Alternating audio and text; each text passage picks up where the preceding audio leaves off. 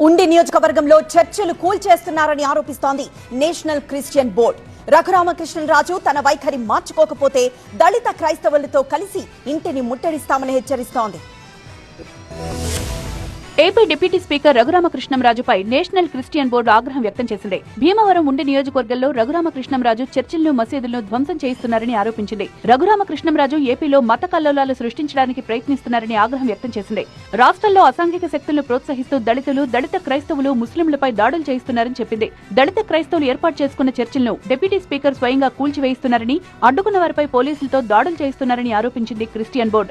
రాజులంటే పేద ప్రజలకు దానాలు చేసేవారు గాని రఘురామకృష్ణంరాజు అందుకు భిన్నంగా వ్యవహరిస్తున్నారని మండిపడుతోంది బోర్డు. ప్రతిపక్షం వైసీపీపై ఉన్న కోపంతో దళితులు, క్రిస్టియన్లపై దాడులు చేయించడం సరికాదని చెప్తోంది. డిప్యూటీ స్పీకర్ గా ఉన్న రఘురామకృష్ణంరాజు ఇప్పటికైనా తన వైఖరిని మార్చుకోవాలని కోరుతోంది నేషనల్ క్రిస్టియన్ బోర్డు. రఘురామకృష్ణంరాజుపై ఇప్పటికే రాష్ట్రపతి, ప్రధాని, సీఎం చంద్రబాబుకి ఫిర్యాదు చేశామన్నారు. క్రిస్టియన్ బోర్డు జాతీయ అధ్యక్షులు జాన్ మాస్ దళిత క్రైస్తవులకు చెందిన 24 చర్చిలు, 3 మసీదులను కూలగొట్టారని, ఉండి నియోజకవర్గ ప్రజలను రెచ్చగొట్టేలా డిప్యూటీ స్పీకర్ వ్యవహరిస్తున్నారని చెప్తున్నారు. తన వైఖరి మార్చుకోకపోతే రఘురామకృష్ణంరాజు ఇంటిని, సీఎం ఇంటిని ముట్టడిస్తామని హెచ్చరించారు.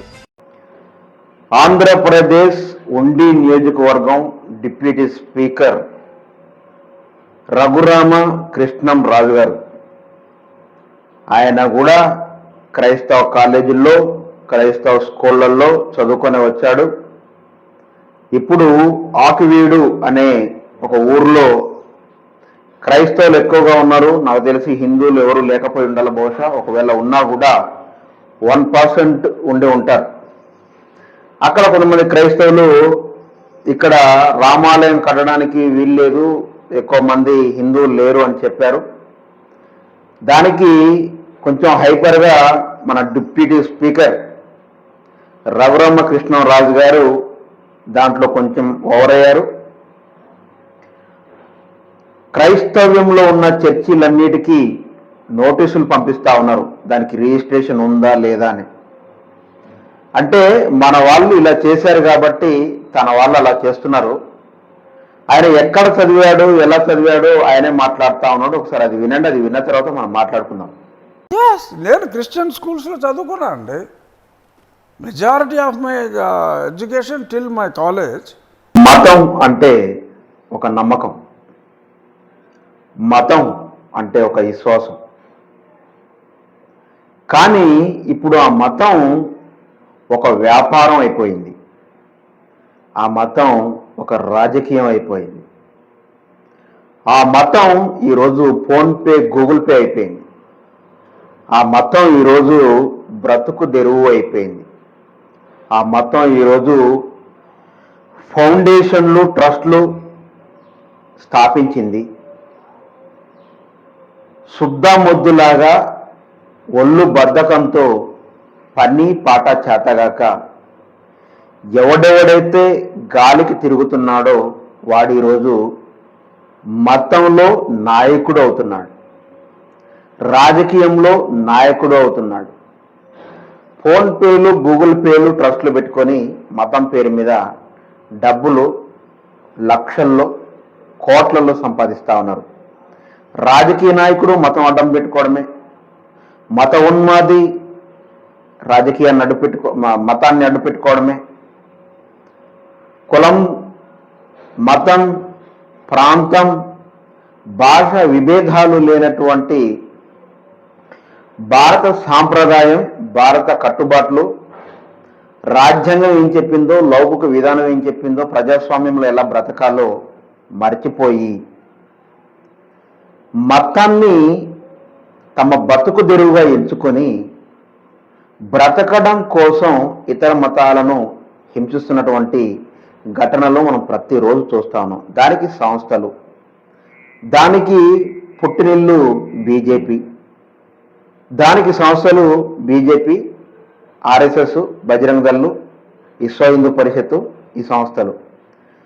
ఆకువీడులో జరిగినటువంటి ఘటనలో మనం చూసుకున్నట్టయితే, ఆకువీడులో రఘురామకృష్ణరాజు గారు అక్కడ పడాబడినటువంటి ఒక రాముడి విగ్రహానికి పూలదండ వేస్తూ అక్కడ రామాలయం కట్టాలని చెప్తాడు.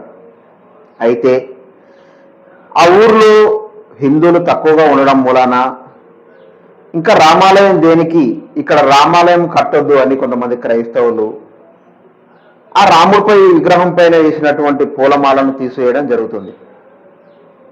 ఓకే, రాముని యొక్క పేరుని పిలవకపోతే రాముడు జై శ్రీరామ్ అని ఎవడైనా క్రైస్తవుడు అనకపోతే కట్టేసి కొడతా ఉన్నారు, తిడతా ఉన్నారు, చంపుతా ఉన్నారు. హిందువుల్లో బజార్లలోకి వెళ్ళి, ముస్లిం బజార్లలోకి వెళ్ళి యేసుక్రీస్తు సువార్త గురించి ప్రకటిస్తే మా హిందూ వీధుల్లోకి ఎందుకు వచ్చావు అని కొడతా ఉన్నారు, తిడతా ఉన్నారు, అక్కడి నుంచి వెళ్ళి పంపిస్తా ఉన్నారు, నానా హింసలు పెడతా ఉన్నారు. వాస్తవానికి మాట్లాడుకుంటే ఒకడు తక్కువ స్థాయిలో ఉన్నటువంటి క్రైస్తవులని ఒక 100 మంది ఉంటే 100 మందిలో 80% ఒక ఊర్లో హిందువులుంటే ఒక 20% క్రైస్తవులు ఉంటే చర్చిలు కట్టుకొనియరు, చర్చిలను కూలగొడతా ఉంటారు, కట్టొద్దని హింసలు పెడతారు, ఊరు మొత్తం పర్మిషన్ తీసుకోవాలంటారు, మైకులు పెట్టొద్దని నానా హింసలు పెడతారు కదా. అదే రూలు క్రైస్తవులకు ఎందుకు వర్తించట్లేదు అని క్రైస్తవుల వాదన. ఆకివీడిలో ఉన్నటువంటి క్రైస్తవులు ఎక్కువ మంది జనాలు, ఆ ఊర్లో హిందువుల సంఖ్య తక్కువ, అందుకు వాళ్ళు అన్నారు.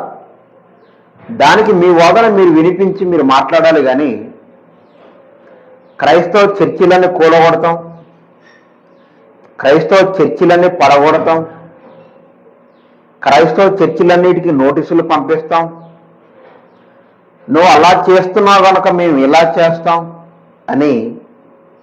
నేను ఇన్ని రోజుల దాకా ఏమనుకున్నానంటే, బతుకు తెరువు కోసం కొంతమంది హిందువుల్లో అతి ఉత్సాహపరులు, పని పాట చేతగాక దీని ఒక వ్యసనంగా పెట్టుకొని ఫోన్పేలు గూగుల్ పెట్టుకొని అడుక్కొని తమ జీవితాన్ని గడుపుతున్నారు అనుకున్నాను. కానీ రాను రాను ఇది ఏమైపోయింది అంటే, కేంద్ర ప్రభుత్వంలో ఉన్నటువంటి కొంతమంది రాజకీయ నాయకులు, రాష్ట్ర ప్రభుత్వంలో ఉన్నటువంటి కొంతమంది మంత్రులు, ఎమ్మెల్యేలు, డిప్యూటీ స్పీకర్లు మతాన్ని వాడుకొని తమ పబ్బం గడుపుకుంటా ఉన్నారు. రాజకీయ నాయకులది ఏముందండి, ఎమ్మెల్యేనో ఎంపీనో అయితే వాళ్ళకొచ్చే కమిషన్ల వల్ల కోట్ల రూపాయలు, కొన్ని 100 కోట్ల, కొన్ని 1000 కోట్ల రూపాయలు సంపాదించి రామాలయం కడితే 1 కోటి రూపాయలు అవుతుందో 50 లక్షలు అవుతుందో కట్టేస్తారండి. కానీ మతం చిచ్చుతో, మతం పేరుతో వాళ్ళు అనేకమైనటువంటి మనుషుల్ని ఆకట్టుకొని హిందువులను, ఎక్కువ సంఖ్యలో ఉన్నటువంటి భారతదేశంలో ఎక్కువ సంఖ్యలో ఉన్నటువంటి హిందువులని ఆకట్టుకొని ఈరోజు రాజకీయం చేస్తూ ఉన్నారు, శవాల పైన పేలాలు వేరుకుంటా ఉన్నారు. ఒక మహిళ ఏం మాట్లాడుతోందో ఒకసారి వినండి. రఘురామ కృష్ణరాజు గారి పైన, ఒక డిప్యూటీ స్పీకర్ గారి పైన ఒక మహిళ ఏం మాట్లాడుతుందో ఒకసారి వినండి. జై భవాని, ఆకువీడిలో మన డిప్యూటీ స్పీకర్ అయినటువంటి తుగులా సార్ మీద దాడి జరిగింది. క్రిస్టియన్స్ ఈ విధంగా దాడి చేశారు, మూకమ్ముడుగా దాడి చేశారు, వాళ్ళు పక్కా ప్లాన్ ప్రకారం దాడి చేశారని చెప్పేసి చెప్తున్నారు. సార్, నాకు తెలిసింది ఒకటే అడుగుతున్నాను, నా మీద చాలా మంది కోపం రావచ్చు. అది 100 సంవత్సరాలుగా ఆ గుడి అలా పాడుపడిపోతే ఇన్ని రోజులు మీరు శంఖ నాకుతా ఉన్నారా? 100 సంవత్సరాల నుంచి, అన్ని సంవత్సరాల నుంచి గుడి పడిపోతే ఈ రోజు నువ్వు బిల్డప్ కోసమో, ఓట్ల కోసమో, ఇంకో దానికోసం వెళ్ళి పూలమాల అయిపోతే ఏ దేవుడు ఏడుస్తున్నాడు? ఏం దేవుడు రమ్మని చెప్పి మాలేమని చెప్పి ఏడ్చాడా? చెప్పండి. మీరు ఇలా తగలపడబట్టే వాళ్ళు బాగా బుద్ధి చెప్పారు, ఇదే కరెక్ట్. వాళ్ళు ఇంకా సాయం కాల్సింది మిమ్మల్ని. పాప అనవసరంగా కార్యకర్తలను కొట్టారు. మిమ్మల్ని ఏదైనా స్పాట్ లో బొంద పెట్టేసిందంటే సరిపోయింది. ఈ మహిళ ఈ విధంగా మాట్లాడడానికి ఎవరండి కారణం? మనకు మతాలు అవసరమా? కులాలు, భాషలు, ప్రాంతాలు అవసరమా? ఏమండి రఘురామారెడ్డి గారు, రఘురామ కృష్ణరాజు గారు, మీరు ఒక డిప్యూటీ స్పీకరు, క్రైస్తవ కాలేజీలో చదువుకుంటారు, క్రైస్తవ స్కూల్లో చదువుకుంటారు, క్రైస్తవులకి 1% కూడా మీరు న్యాయం చేయలేరు. గిన్నెడు చన్నీళ్ళు ఇస్తే దాన్ని ప్రతిఫలం పోగొట్టుకోరు, దాన్ని మర్చిపోలేము మనం కృతజ్ఞతగా. మీకు విద్య నేర్పినటువంటి క్రైస్తవ్యం, మీరు స్కూల్లో చదువుకున్నారు, మీకు విద్య నేర్పింది, మీకు అక్షరాభ్యాసం నుంచి మీరు చదువుకునే కాలేజీ వరకు మీకు క్రైస్తవ్యం చదువు నేర్పింది. ఆ క్రైస్తవ్యం మీద కానీ, ఆ క్రైస్తవుల మీద కానీ, ఆ దేవుడి పైన కానీ మీకు ఆవగిందంతా కూడా విశ్వాసం లేకుండా రాజకీయ స్వలాభం కోసం మీరు చేసినటువంటి ఈ దుర్లభ్యమైనటువంటి ఆలోచన విధానం, అన్ని చర్చిలకు మీరు నోటీసులు పంపించడం, అన్ని చర్చీలను మీరు పడగొట్టాలనుకోవడం, అన్ని చర్చీలను మీరు కూలగొట్టాలనుకోవడం చాలా దారుణం అండి. మీ ఒక హిందువులు మాత్రమే ఓట్లేస్తే మీరు గెలిచారనుకోవడం చాలా పరమ దండగా, పరమ అబద్ధం. మీకు ముస్లింలు వేశారు, క్రైస్తవులు వేశారు, హిందువులు వేశారు, కాబట్టే మీరు గెలిచారు. మీకు అంతటి స్థానాన్ని వాళ్ళు మీకు కట్టిన తర్వాత ప్రతి మతాన్ని సామరస్యంగా మనం సమాజంలో ఒక పెద్దగా, ఒక గౌరవంగా, ఒక రాష్ట్రానికి డిప్యూటీ స్పీకర్గా ఉన్నప్పుడు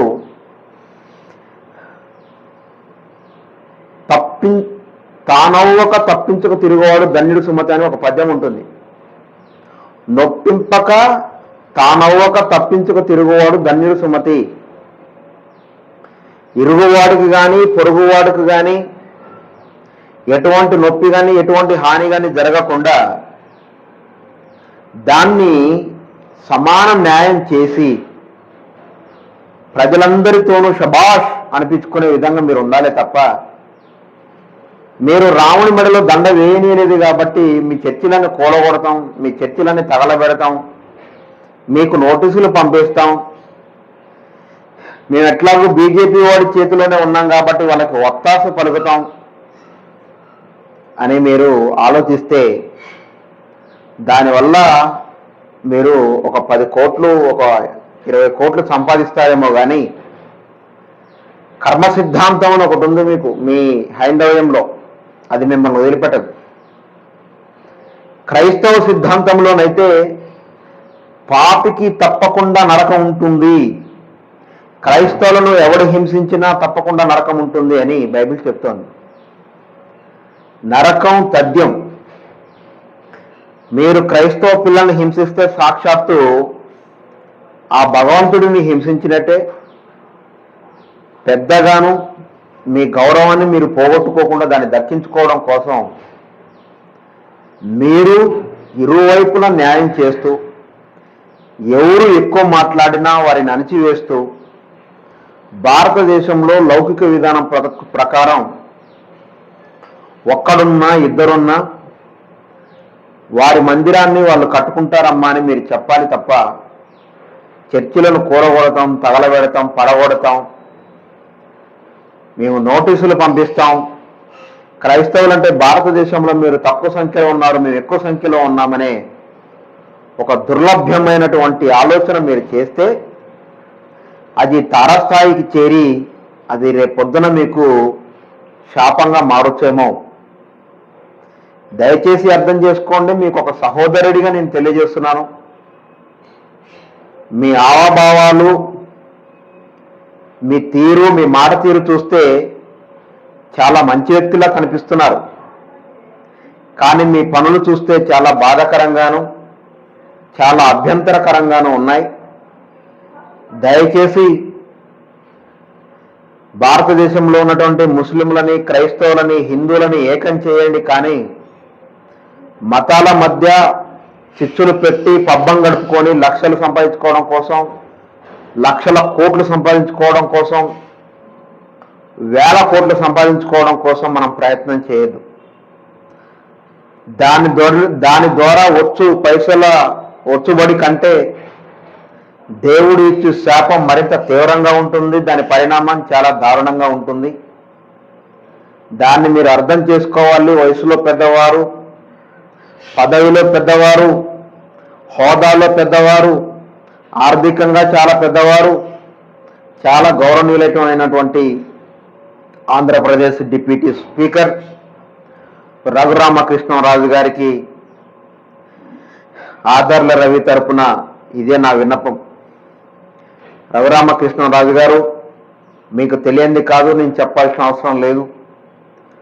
మతం అనేది ఒక నమ్మకానికి, ఒక విశ్వాసానికి ఉండాలి తప్ప రాజకీయ లబ్ధి కోసం, పైసల రాబడి కోసం, వ్యక్తిగత జీవితం కోసం, తమ స్వార్థం కోసం మనసులను వాడుకొని మతాల మధ్య చిచ్చులు పెట్టడం వల్ల చాలామంది జనాలు కొట్టుకొని చంపుకొని ఒక మతం మీద ఒక మతం విద్వేషం పెరిగి తమ గుడులను, తమ చర్చిలను, తమ దేవాలయాలను ధ్వంసం చేసుకొని, కొట్టుకొని, గాయాలు చేసుకొని, చంపుకొని మనం చంపుకుంటే మరి ఇంకా ఏం బాగుంటుంది? పాకిస్తానోడు మనం చంపట్లేదు, మనం పాకిస్తానోడిని చంపట్లేదు, కానీ ఒక భారతదేశంలో ఒక కుటుంబంలో ఉంటూ మనం చంపుకోవడానికి, మనం కొట్టుకోవడానికి మతం అంటే ఏంటండి? ఆఫ్టర్ ఆల్ ఎవడి నమ్మకం వాడిది. దేవుళ్ళ కోసమా కొట్టుకొని చచ్చేది? నా విశ్వాసం నాది, మీ విశ్వాసం మీది. తమ విశ్వాసాన్ని, ఎవడి విశ్వాసాన్ని వాడు నమ్ముకోవడానికి ఏంటి రోగం, ఏంటి తెగులు?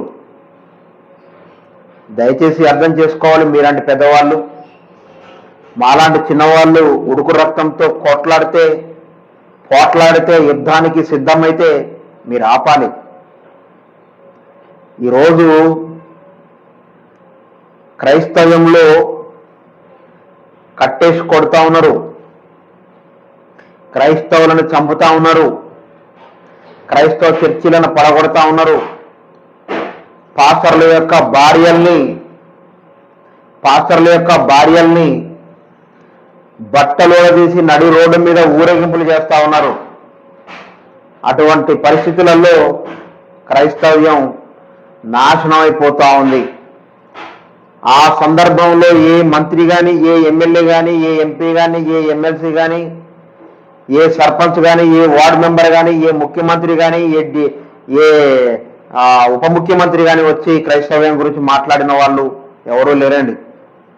కానీ ఈరోజు ఎక్కడనో చెదలబట్టినా, తుప్పుబట్టినా, పనికిరాని చెత్తకుప్పలో ఉన్నటువంటి శ్రీరాముడి దండని తూడ్చి మీరు ఒక దండ వేస్తే వాళ్ళు వద్దు అని చెప్పినందుకు మాత్రం ఈరోజు పెద్ద పెద్ద దళాలు దింపుతున్నారు, పెద్ద పెద్ద ఆర్మీని దింపుతున్నారు.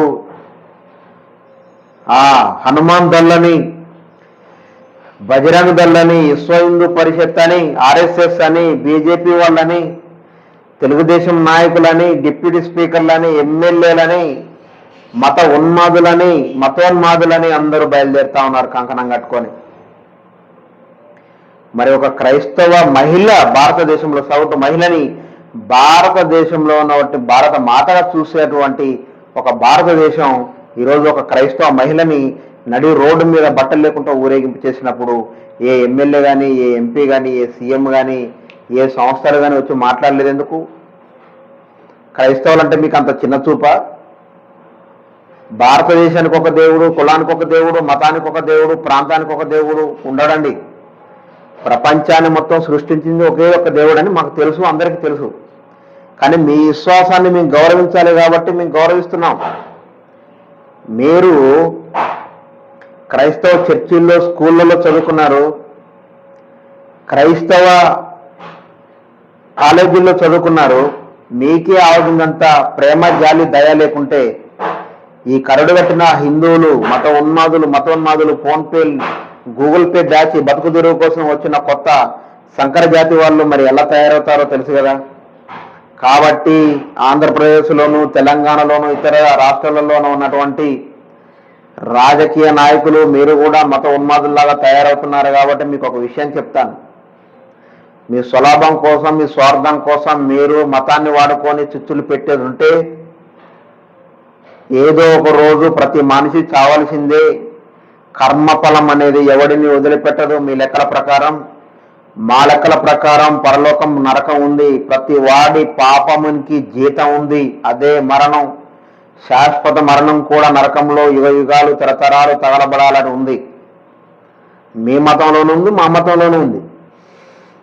ఎంత సంపాదించినా 3 పూటలు తినేది అన్నమే, పండ్లు పొలాలే. అది బిచ్చపొడు కూడా తింటా ఉన్నాడు. వాడు ఇలా పొద్దున్న నుంచి నడుకుంటే సాయంత్రం లోపు 1000 రూపాయలు వస్తే నెలకు 30,000 రూపాయల సంపాదన వాడిది. కాబట్టి సంపాదన కోసం కక్కుర్తులు పడి మానవత్వాన్ని మరిచిపోయి పెద్ద పెద్ద కార్యక్రమాలు చేస్తే దేవుడు మిమ్మల్ని వదిలిపెట్టడు. తప్పకుండా మీకు శిక్షలు పడతాయి.